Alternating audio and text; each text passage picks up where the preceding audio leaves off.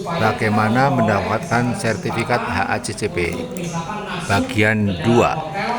Masuk makanan ke perusahaan dan lain-lain, atau barangkali kita melakukan suatu ekspor misalkan seperti itu.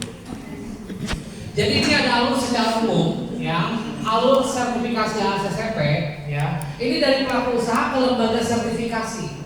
Siapa di Indonesia ini lembaga sertifikasi yang sudah punya izin untuk mengeluarkan, yang punya otoritas? Kofindo bisa, Tuprela bisa, ya, SGS itu bisa juga. Ada beberapa sih browsing ya. Surveyor Indonesia. Ya itu sudah lumayan banyak alternatif pilihannya, gitu ya. Tapi maksudnya begini maksud saya, mau bapak ibu mau daftar kemanapun kan harus punya dulu dokumennya gitu loh. Ya jadi mendingan dipersiapkan dulu sampai jadi HACCP plan, baru mulai ya mendaftarkan ke lembaga sertifikasi gitu ya. Malah biasanya dalam lembaga sertifikasi ini ada klausul tentang SDM-nya. Kita berbicara ISO apapun pasti ada klausul tentang SDM, setuju nggak? Setuju. ISO apapun, mau ISO tentang lingkungan 14.000, 22.000, mau 9.000, 45.000 dan lain-lain. Jadi mungkin akan lebih baik ya tim atau misalkan orang yang bertanggung jawab ikutan dulu juga sertifikasi kompetensi orangnya. Kalau itu ke mana? Kalau itu ke LSP, bukan lembaga sertifikasi, tapi lebih kepada sertifikasi kompetensi lembaga sih. Tapi LSP, lembaga sertifikasi profesi. Yang ada mungkin saat ini JMKP ya, karena yang di Bukit Cimanggu City, yaitu jaminan mutu dan keamanan pangan. Teman-teman boleh browsing JMKP harganya berapa dan lain-lainnya. Tapi biasanya kan paketan sama trainingnya. Harga yang di situ itu harga langsung, misalkan yang dari LSP-nya. Kalau bapak kan biasanya harus training dulu sama ibu ya. Ya misalkan berapa hari trainingnya, 3 hari atau 2 hari, hari ketiganya adalah asesmennya. Tapi apapun itu, ya harus siap dulu dokumennya. Ya enggak. Nah inilah saat yang tepat untuk bagaimana mempersiapkan membuat dokumen HACCP plan-nya juga. Ya. Nah kemudian dari sini ya kita lihat mengajukan permohonan ke lembaga sertifikasi. Jangan lagi ada yang ngobrol. Ya, menerima permohonan dari lembaga A, si lembaganya menerima permohonan dan memberikan ada namanya form aplikasi standar lah. Ya, ke LSP juga dulu kan teman-teman harus ada form aplikasi 01, form aplikasi 02. Ini ngurusin HACCP-nya ada ya aplikasi-aplikasi yang diisi dulu. Ya, nah kita lengkapin dan kembalikan lagi, nanti diverifikasi. Ya, ya semua deal-deal lah semua dan lain-lain. Ya, baru nanti kalau sudah dokumen-dokumennya. Nah ini kan nomor 8 ini sebetulnya. Ya, jadi sebetulnya sebelum kita nomor 1 sebetulnya nomor 8 dulu. Jadi kalau ada yang kurang juga nggak terlalu revisinya banyak gitu loh. Walaupun di sini tulisnya nomor 8 ya. Tapi punya dulu aja. Sama ketika waktu itu kita bilang sebelum teman-teman mengajukan ke Badan POM atau mungkin PRT ke Dinas Kesehatan, siapin dulu manual CPPOB-nya, SSOP dan lain-lain. Jadi kalaupun ada kekurangan nggak terlalu banyak. Disinilah tempatnya untuk membuat dokumen-dokumen tersebut. Ya, nah nanti kan ada nama auditnya, sertifikasi kecukupannya, ya. Ya kalau udah cukup mungkin ada temuan harus diperbaiki sampai semua klausul itu terpenuhi, barulah sertifikat itu bisa terbit. Dan ini juga ada masa berlakunya, gitu ya. Nah ini secara umum jadi hampir sama sih kalau pengajuan sertifikasi apa-apa. Ya, nah inilah dokumen yang harus disiapkan. Jadi sebetulnya kan ini yang teman-teman siapkan nanti ketika mau daftar ke lembaga sertifikasi yang punya otoritas ya. Ya, jadi ada manual VAP-nya, ada prosedur semua prosedur ini. Ya termasuk ada manual HACCP, manual HACCP berarti kan adalah HACCP plan.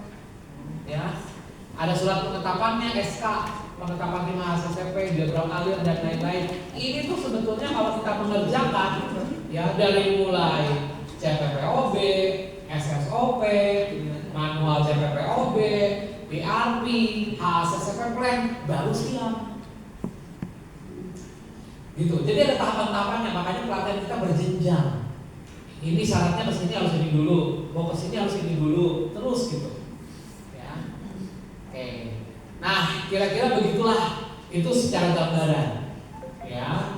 Nah, saya akan langsung masuk saja. Tadi kan baru dalam 5 langkah ya. Saya akan lanjutkan. Bentar Pak, boleh tanya Pak? Oh, silakan. Ini Bu Juwita kan kirim nih.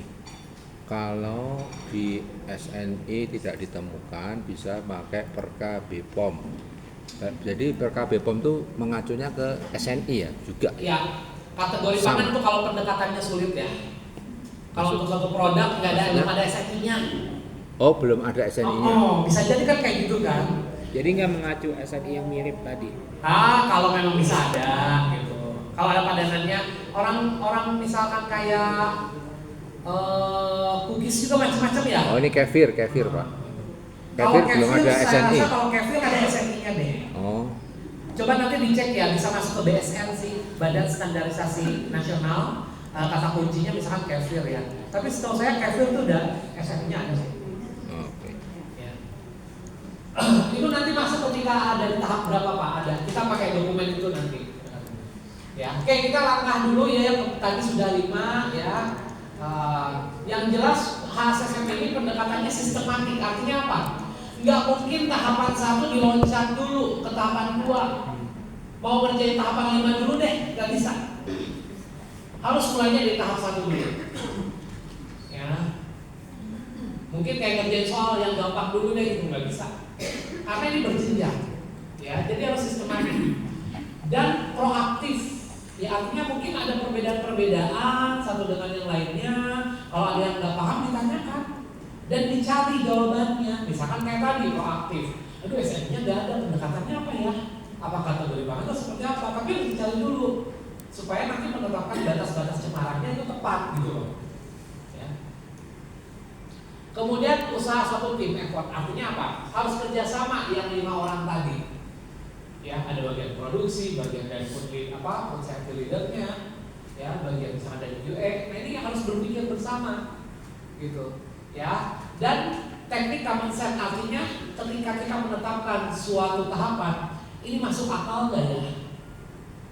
Ketika kita misalkan suatu punya produk, ya, produk bakso tadi, kita harus sudah bisa menetapkan kira-kira mikroba perusak apa yang ada di daging, kira-kira begitu. Masuk akal nggak? Ya. Kalau produknya roti, kira-kira ada bakteri dulu atau kapan dulu? Akan menjadi aneh kalau rotinya misalkan menjadi berlendir dulu. Itu kan common sense. Misalkan roti tawar ya, kecuali roti isian, yang isiannya adalah durian atau apa gitu kan. Model-modelnya itu ada saya yang chops, ya, atau misalkan yang papa bear gitu, ya, itu kan udah berbeda. Feelingnya itu cepat rusak dibandingkan rotinya, gitu ya. Jadi harus ini masuk akal apa tidak, common sense gitu, dipikirin, ya.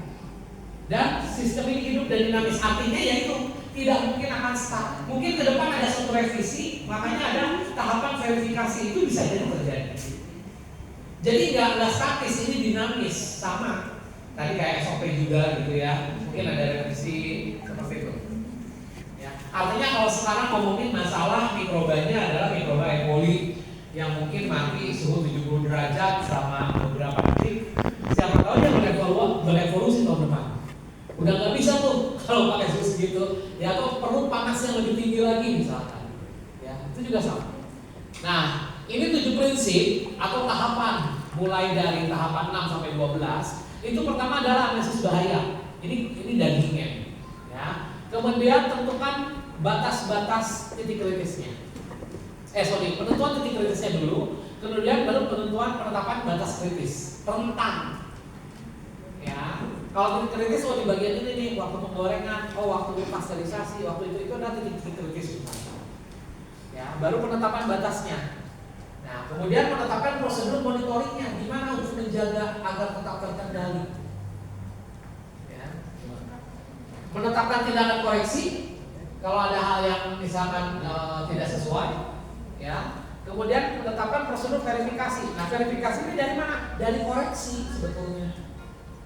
Kalau ada sesuatu yang mungkin dikoreksi, maka prosedur sebelumnya mungkin harus diverifikasi ulang. Gitu. Dan mengembangkan sistem perekaman, tetap namanya report ya, pencatatan, dokumentasi dan lain-lain itu tetap ada. Oke. Nah, inilah tadi yang sudah dibahas 5 tahapan pertama. Ya, saya nggak akan bahas lagi yang menyusun tim, deskripsi produk, identifikasi, diagram alir, sama verifikasi diagram alir. Ini tadi sudah, ya nggak? Pak, bedanya 4 sama 5 apa? Verifikasi sama buat. Oke, artinya langsung ini di atas meja kita kan membuat diagram alir ya. Kita langsung di tempat tuh artinya langsung ruang produksinya. Yang kita tulis di HCCP plan itu apa? Yang buat poin 5 verifikasinya itu. Kalau misalkan ada sesuatu hal yang mungkin perlu ini penyesuaian, adjustment.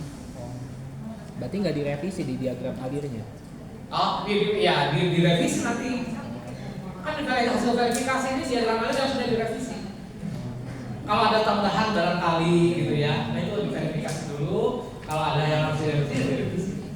Oke, waktu kita GMP sama JPPOB kan sudah bikin diagram Diagram alir alir, semua, iya. tapi hanya produk. Heeh. Nah, nanti teman-teman buat lagi sesuai dengan itu. Yang kemasan, Kalau yang belum lebih ya. detail. Nah, itu boleh contohnya yang di PMP PMP tadi. Ya, kenapa kok yang di PMP lebih kompleks? Itu dalam artian verifikasi ulang. Jadi yang kita sudah buat di GMP dan JPPOB, nah di HACCP ini kita verifikasi. Termasuk kalau ada perubahan-perubahan proses. Ya. Sekarang gini, bikin bakso. Ya. Bakso, Pak Emos sudah tahu. Tiba-tiba suatu saat Bapak ingin mengembangkan bakso mungkin bentuknya loaf atau bakso gepeng. Itu kecukupan panasnya bisa berbeda loh. Ketebalan dan kecukupan panasnya akan menjadi berbeda. Kita biasa membuat bakso yang ukuran diameter mungkin 3 cm. Ketika membuat yang 5 nggak bisa sama. Bisa jadi beda kecukupan panasnya gitu loh. Itu juga bisa terjadi. Kecukupan panas. Ada pengembangan, diversifikasi produk kan bisa terjadi.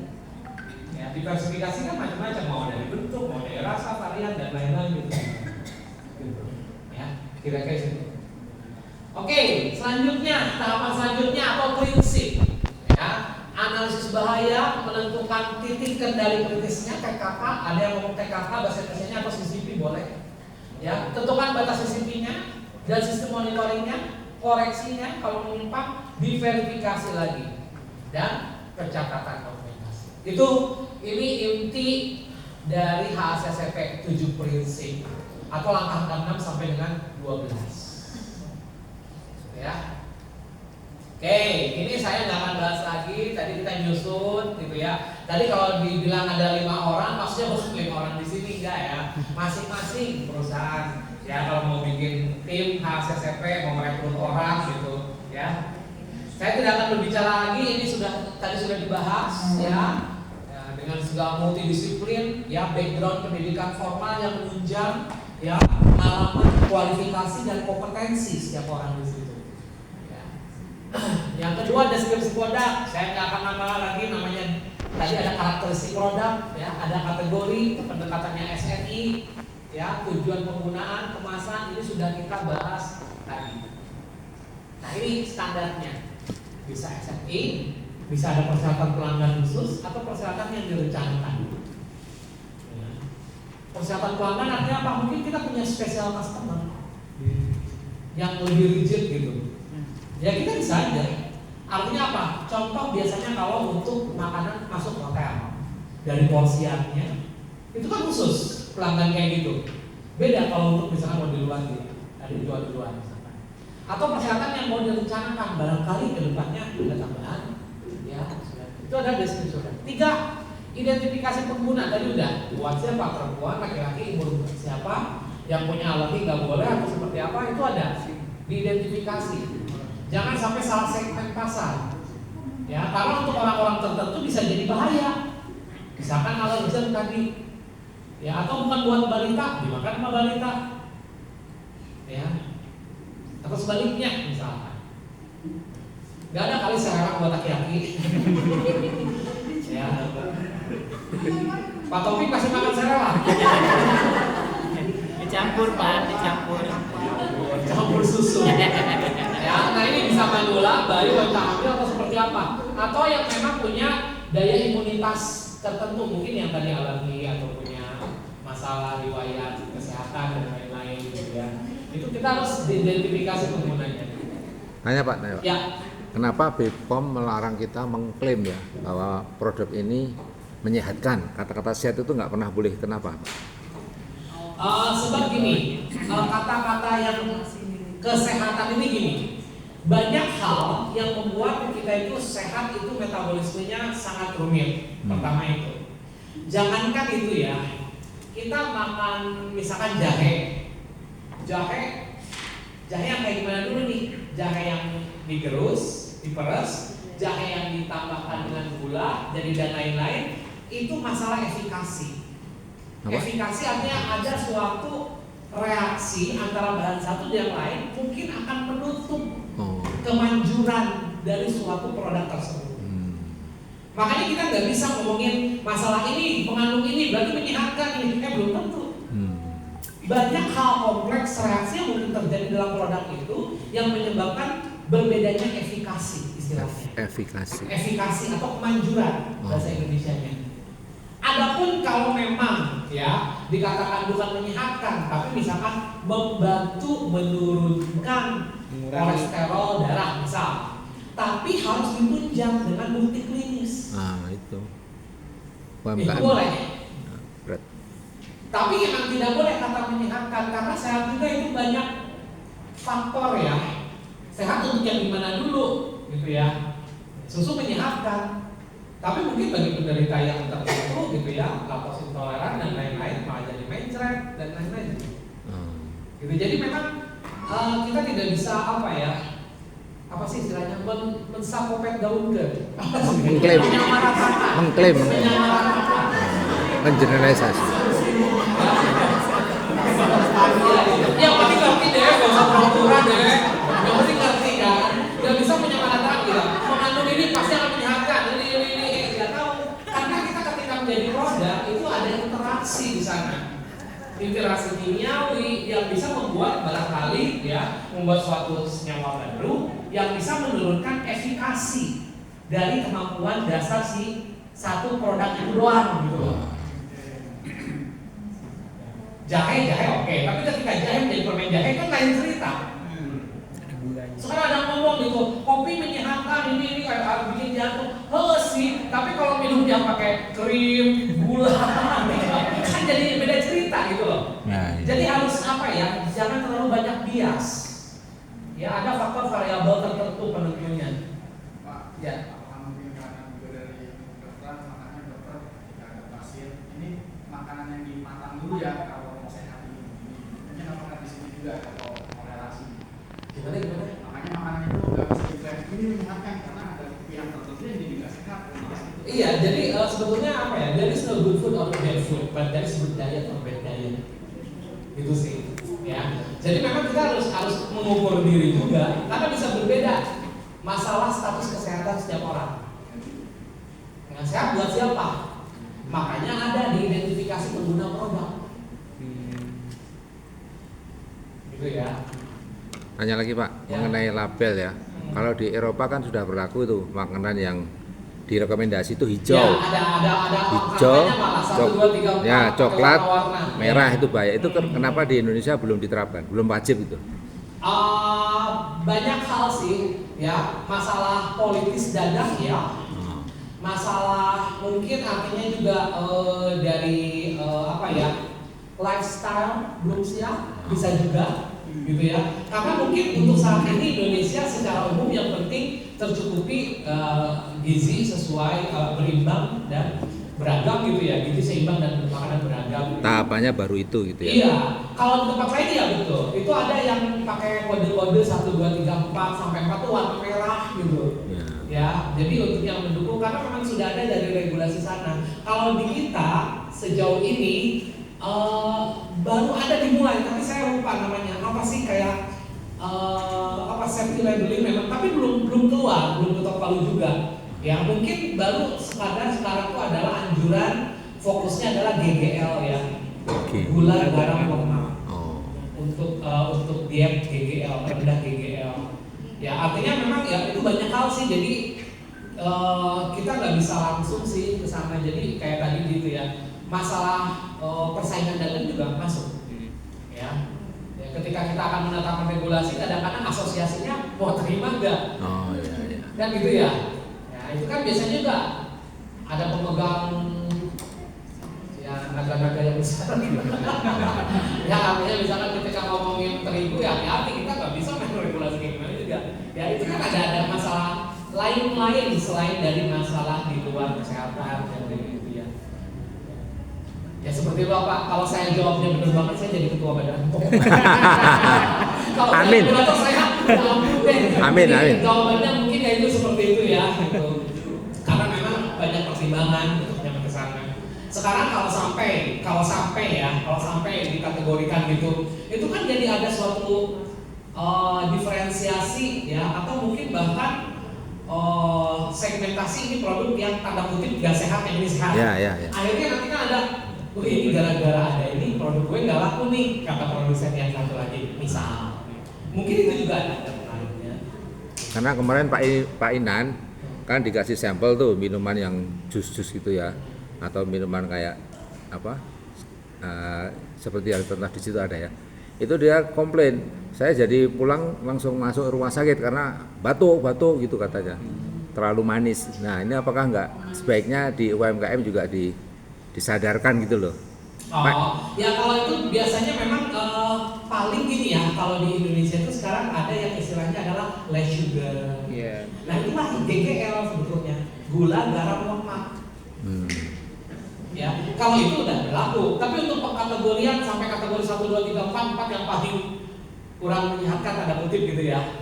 Ya kadar gulanya terlalu tinggi, belum bisa. Tapi kalau bisa diterapkan sekarang mungkin less sugar, less salt gitu ya. Less salt gitu ya. Itu kan udah mulai ada kan kategori-kategori seperti itu. Saya lupa apa namanya, tapi ada, nanti saya coba browsing dulu ya. Kita ada juga seperti apa safety labeling. Sudah mengarah ke sana. Safety. Food safety labeling ya, atau health labeling. Kalau nggak salah ada logo gitu. Nanti saya coba browsing ya. Oke, nomor 4 penyusun diagram alir. Nah tadi sudah dijelaskan diagram alir yang dimaksud bukan hanya diagram alir proses, tapi diagram alir proses yang termasuk juga di sana perawatannya, penggunaan air jika ada, dan termasuk kemasan sampai jadi produk banget gitu, dikemas seperti apa. Ya. Nah, diverifikasi tadi kalau ada sesuatu hal yang mungkin ya perlu dikoreksi, diverifikasi ulang, divalidasi. Jadi lihat aliran prosesnya, ya kegiatan pengambilan sampel juga dan wawancara. Jangan sampai di sini ini harus dipanaskan segini derajat selama segini menit, kata orang produksi enak aja bisa gosok nih pancinya kayak gini. Kan kita harus didiskusikan dulu jenis panci dan lain-lain itu kan ya, makanya tim itu yang multidisiplin harus membicarakan ini. Oke, kita lihat sekarang masuk ya ke tahapan yang prinsip. Nah ini kita lihat pertama adalah analisis bahaya. Ya, inilah yang disebut hazard analysis, HACCP. Ini HA, analisis bahaya. Ya, jadi ini adalah HA-nya dalam HACCP. Kita harus melihat satu produk ya, dari mulai bahan baku, kemungkinan apa saja yang bisa terjadi bahaya, baik itu bahaya fisik, kimia maupun mikrobiologi. Harus ada common sense di sini. Misal, ya sekarang saya mau bikin ceplok telur. Bahan bakunya apa? Telur. Kemungkinan bahaya di telur apa aja? Mikroba. Dari biologis dulu apa? Mikroba dari mana? Dari kulit telurnya itu. Ya katanya mungkin ada kotoran-kotoran, Ya. salmonella kan? Tapi harus langsung ngomongnya apa? Berarti kita harus tahu penduduk lokal di telur itu apa. Itu namanya common sense. Oh iya? Akan menjadi aneh kalau misalkan bukan penduduk lokal. Jadi ini yang dimaksud dengan common sense. Jadi ke depan Bapak Ibu akan mulai terasah apa bakteri yang biasanya ada di daging, apa bakteri yang biasanya ada di wortel, apa bakteri yang biasanya ada di suhu dingin, apa bakteri yang biasanya ada di buah-buahan, apa yang biasanya ada di beras, kayak gitu. Ya. Yang ada di beras apa? Enggak, Mikroba. mikrobiologi. Bacillus cereus. Maka untuk yang produk-produk rangginang, nah itu kan dari, iya, beras kan, harus mulai, gue nih, ya kan? Itu maksudnya. Jadi harus punya common sense. Anda produknya berasal dari bahan baku susu. Apa biasanya yang secara alami ada di susu? Berarti susu mengandung apa? Sehingga kok banyak dihinggapi mikroba tersebut. Itu maksudnya dari common sense. Kita lihat ya, harus menetapkan, mendaftarkan semua kemungkinan bahaya yang mungkin, tapi berdasarkan common sense, nggak asal-asalan. Ya, makanya perlu literasi. Di mana itu belajar orang teknologi pangan? Makanya perlu orang teknologi pangan dalam tim HSSMP. Itu. Di situ mulai ada benang merahnya gitu. Orang awam yang nggak bisa. Saya juga kalau ngomongin bangunan ya saya awam. Ya, mungkin bisa keliru yang namanya water pass yang mana gitu kan. Ya serahkan pada ahlinya. Ya, ketika akan membuat suatu misalkan tim bangun rumah, ya harus ada orang yang biasa dong, yang biasa harus ada orang teknik sipil, mungkin dan lain-lain. Ada mutu beton di situ, Pak. Iya, mana ngerti saya kayak gitu. Kalau mutu daging saya tahu. Ya, oke, analisis bahaya, identifikasi bahaya apa saja. Nanti makanya kita buat ya. Ini teorinya dulu, habis itu kita praktekkan. Dokumennya seperti apa? Menentukan bahaya yang signifikan, ya. Identifikasi tindakan pencegahannya seperti apa? Kalau mikroba, berarti mikrobanya seperti apa? Ada mikroba yang tahan panas, ada mikroba yang gampang dibunuh dengan panas, ada mikroba yang bentuk kapsul, ya. Ada mikroba yang bentuk spora, contohnya Bacillus, ya. Bacillus apapun ya, sama Clostridium.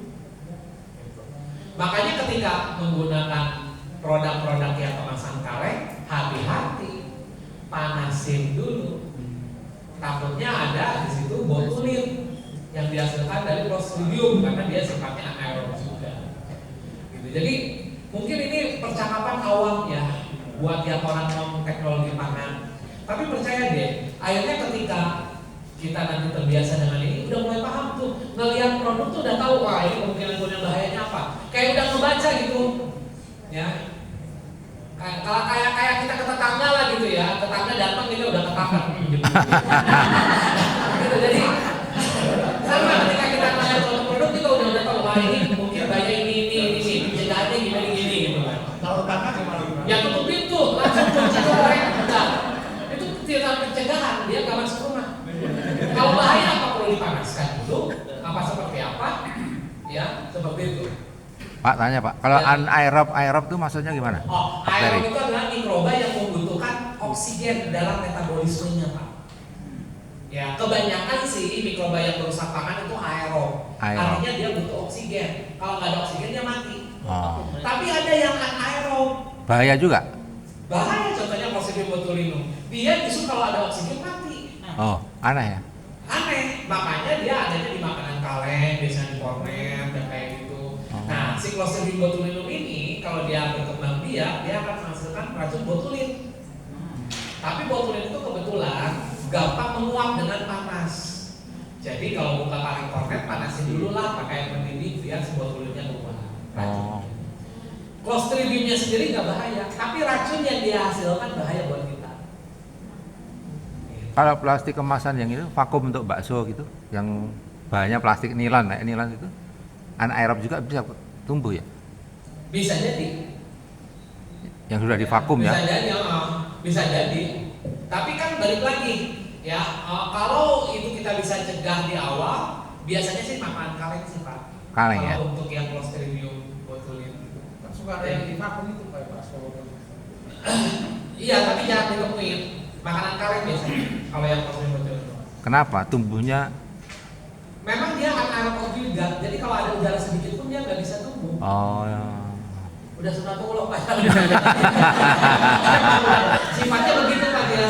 Anaerob juga. Sunatullah. atau Enggak, saya biasa panas saja, dia menguap aja sih. Ya kan ketika dibuka prosedurnya kan mati, kan udah kena oksigen udara. Tapi kan racunnya botulinnya harus dihilangkan. Oh, racunnya ya. Iya racunnya, botulin itu artinya bisa ini ya, membuat kita tuh jadi tapi kalau buah dalam kali buahnya dipanasin. tegang. Nah, mungkin coba. Jadi kalau kena hujan, langsung itu nggak bisa napas lagi. Iya. Jadi seperti ada kejutan, kejut di saraf. Makanya sama orang dermatologis ya, kayak dokter Ayendra gitu, botulin itu diencerin, ya. Botulin itu toksin, itulah yang disebut dengan suntik botox. Jadi yang keriput, Oh. iya jadi kecil lagi tuh maksudnya. Oh gitu. Kerutan-kerutan jadi hilang, tapi setiap 3 bulan harus suntik lagi dong. Kan nanti efeknya hilang. Sementara berarti. Oh. Makanya pikirin kalau mau suntik botox itu siapin dana 13 kali. Balik lagi. Rayu dari gerau ya. Benar gitu ya. Oke, lanjut ya. Mengisi lembarnya nanti ada ya. Analisis bahaya. Tim harus menetapkan tindakan pengendalian apa?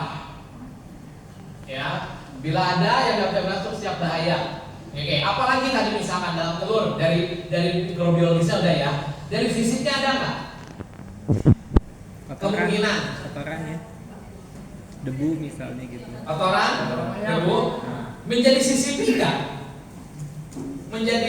Menjadi titik yang ya yang krusial nggak? Yang misalkan dia bisa menurunkan ya sampai merusak produk nggak?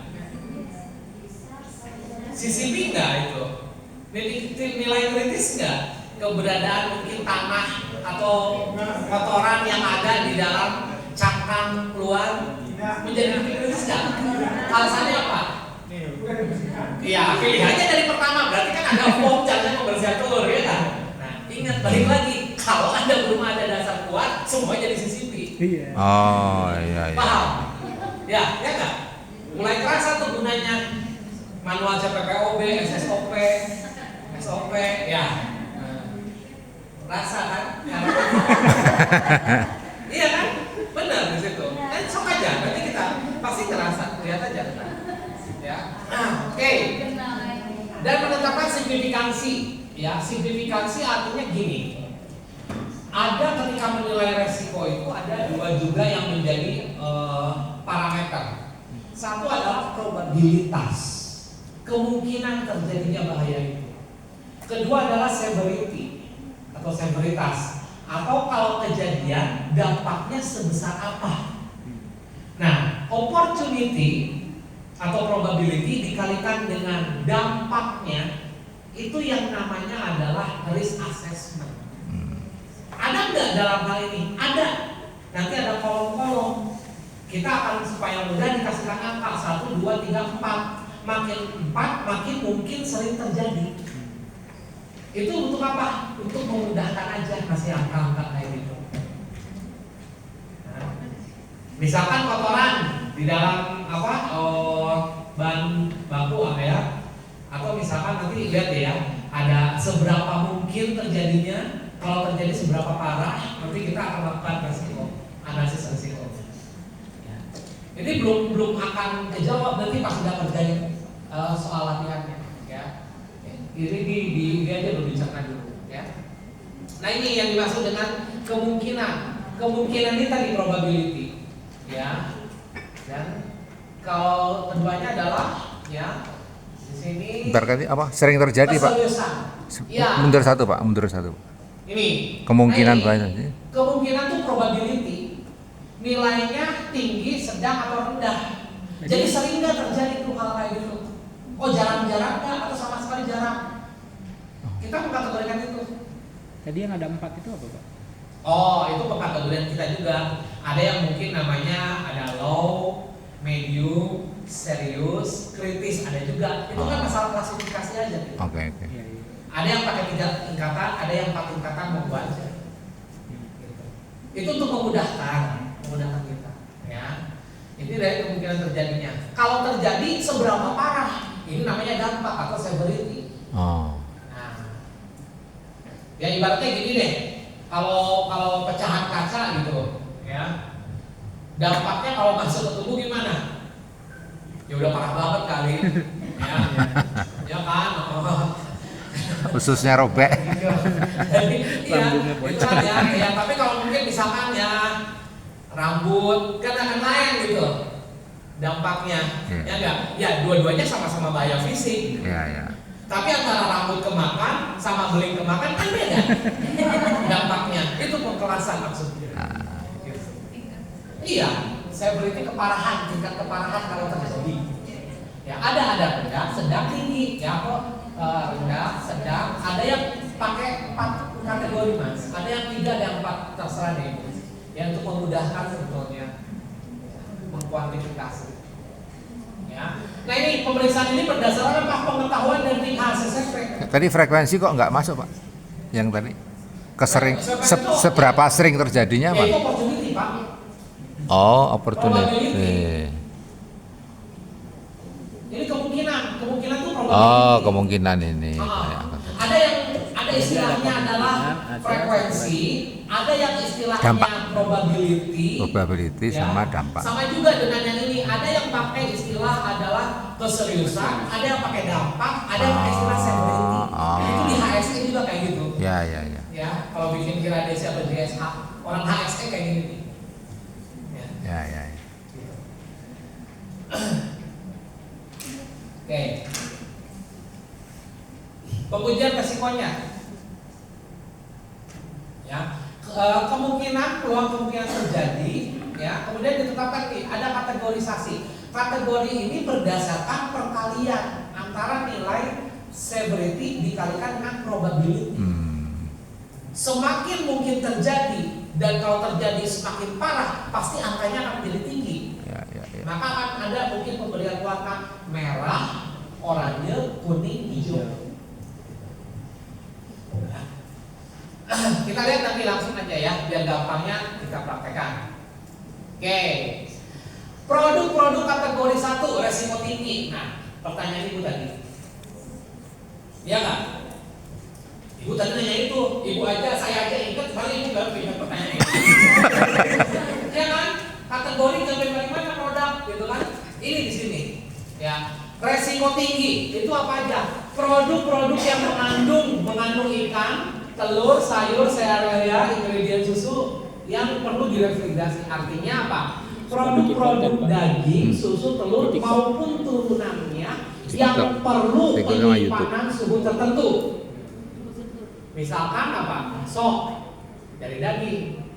Tapi kalau dendeng masuk kategori 1 kan? Ada gitu yang naruh dendeng di kulkas? Ya tapi kan gak lazim aja. Gak usah maksa-maksain deh Pak. Karena kan memang tingkat dia udah kering. Ingat gak yang saya bilang tadi gak terlalu suka makanan yang terlalu kering, terlalu asin, terlalu asam, ya enggak? Atau misalkan diasapkan itu. Ya. Nah, apa? Ya itu gampang dari istri bapak yang malah jadi udah jelas ya, produk-produk yang bakso perlu refrigerasi, yang pempek perlu refrigerasi, ya. Daging, ikan mentah dan produk-produk olahan susu jelas. Ya silakan, teman-teman ada nggak yang kategori 1 di sini sekarang coba acungkan tangan mana? Produk-produk yang nilai pH-nya di atas atau disterilisasi dalam model tertutup secara hermetis, artinya produk-produk kaleng. Ya, ini produk-produk yang dikalengkan atau mungkin disterilisasi dengan retorted pouch. Ya, sekarang ada rendang dalam kemasan kayak gitu ya. Nah, oke, teman-teman yang kategori 1 itu siapa? Acung. Yang produknya masuk kategori 1. Oh, enggak ada nih. Kayaknya ada 5 deh. Masa sih? Bu produknya apa? Hah? Sambal pecel. Oh, bumbu pecel ya. Oke, kita lihat kategori 2, resiko sedang. Produk-produk kering atau beku mengandung ikan, daging, telur, sayuran, serealia, ingredient sepertinya, dan produk lain yang tidak termasuk dalam regulasi higienis makanan. Contohnya apa? Produk-produk kering atau beku mengandung ikan, ya tadi dendeng. Pempek frozen. Hah? Pempek frozen, bakso frozen. Dan di atas dong. Bakso frozen sedang ah. Nugget mungkin ya. Bakso frozen sedang, Pak. Apa? Bakso frozen sedang kan Dan resikonya? Oh, dengan kondisi frozen. Iya. Ya. Tapi dari bahan baku tetap ke risiko tinggi, Pak. Tapi kalau direfrigerasi, makanya nggak boleh taruh di chiller. Iya, iya. Ya. Kalau direfrigerasi jadi katalis 1. Kalau kayak pizza dough itu maksudnya ke resiko Pizza dough. pizza base-nya. Ya, itu kan tidak mengandung daging ya? Enggak kan? Oke, berarti bukan nomor 1. Ya, problemnya mengandung ikan. Nanti kita lihat nih ada nih. Sandwich masih dekat ke sini. Karena lama-kelamaan juga jadi asam kan. Pizza dough itu kalau lagi masukin ke didinginkan. Iya. Ya, tapi kan nggak mengandung daging. Kan base-nya kan gitu. Kedua, ya. Sandwich, kue pie daging untuk konsumsi segar, ya, atau produk-produk berbasis lemak, misalnya coklat, margarin, spread yang bisa di spread, gitu ya, mayones atau salad dressing misalkan, ya, itu masuknya kategori 2. Ada yang punya kategori 2? Ya. Nah, maju. Iya, ada banyak. Ada 10 orang dapat kaos saya maju. Produk kategori 3, ini yang resiko rendah. Malu-malu. Produk asam, ya, nilai pH-nya di bawah 4,6 seperti acar, itu tuh acar gitu ya, buah-buahan, konsentrat buah. Ya, konsentrat buah contohnya apa? Mungkin konsentrat tomat tapi pH-nya harus di bawah 4,6 ya. Ya, sari buah tapi sari buahnya yang benar-benar 4 di bawah 4,6 juga. Ya, mungkin bisa sari buah nanas, ya, jeruk nipis, ya bisa. Sayuran mentah yang tidak diolah dan tidak dikemas. Kangkung kan mentah kan, belum diolah kan, jadi dikemas juga kan. Atau selai jam, ya, selai, marmalade, ya, mirip selai juga sih. Serikaya. Ya, produk-produk turunan permen, konfeksioneri berbasis gula. Ya, itu awet. Ya, tapi nggak awet kalau banyak anak. Habis itu nggak awet. Ya, sama minyak dan lemak. Nah, itulah ya pendekatan kategori tinggi, sedang, rendah. Sebetulnya kan dari sini juga kan tadi. Iya. Ya, ada nilai pH dan awet. pH dan awet. Oke. Nah, Kelembaban. sekarang kita mulai belajar mikroba patogen, artinya mikroba yang menyebabkan sakit.